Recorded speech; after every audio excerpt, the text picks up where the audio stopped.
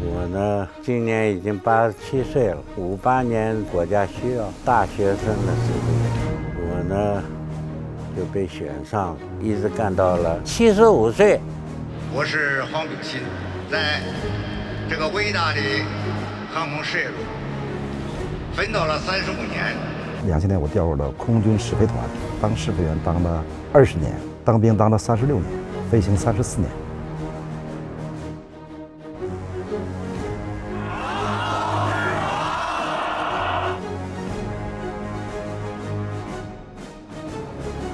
试飞员是刀尖上的舞者，让前线的战友能够无忧虑作战，放手一搏。非常优秀的一个反映试飞员的这个电影，我看了以后非常激动。我们长空之王反映了我们试飞员努力奋斗、为国防事业去献身的精神。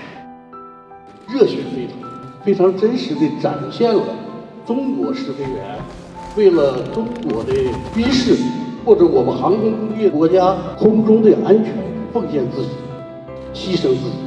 心潮澎湃，还是抑制不住自己流眼泪。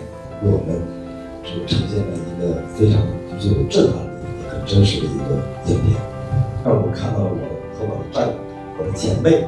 在和平年代，试飞员是最有挑战性、是最危险的职业。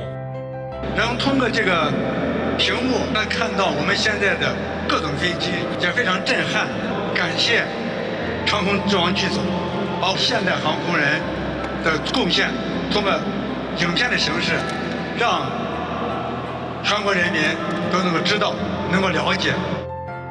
您看这些惊险的片段，小石导演的呈现非常真实，可以这样说，在电影里边所出现的这些意外情况的处理，我都遇到。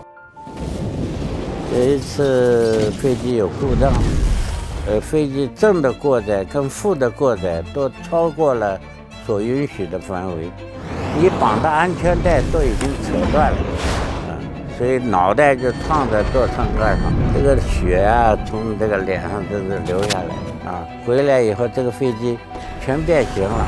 说实在，作为试飞员，在飞的过程当中，怎么样尽量把飞机挽救回来？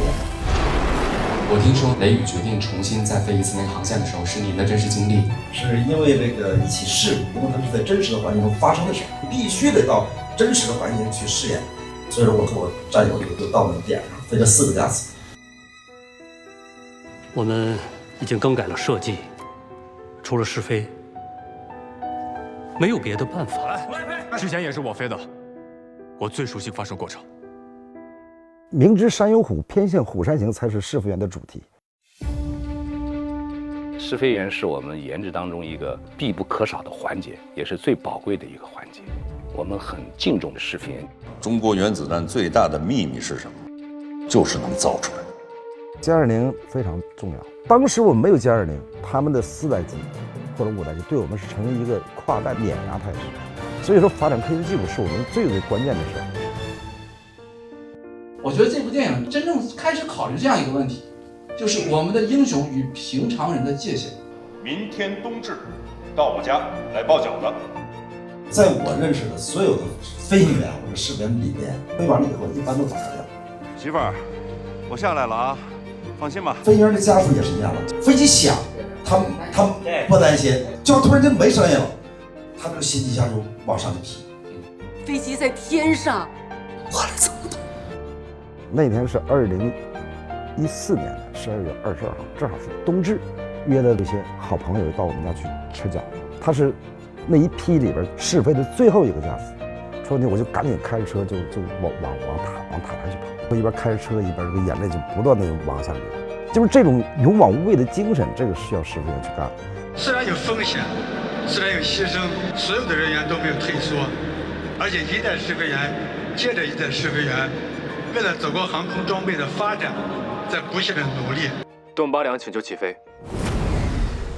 其实我们试飞员这个群体是个小众群体，那么通过这个影片呢，可以让我们全国人民更好的了解我们世界。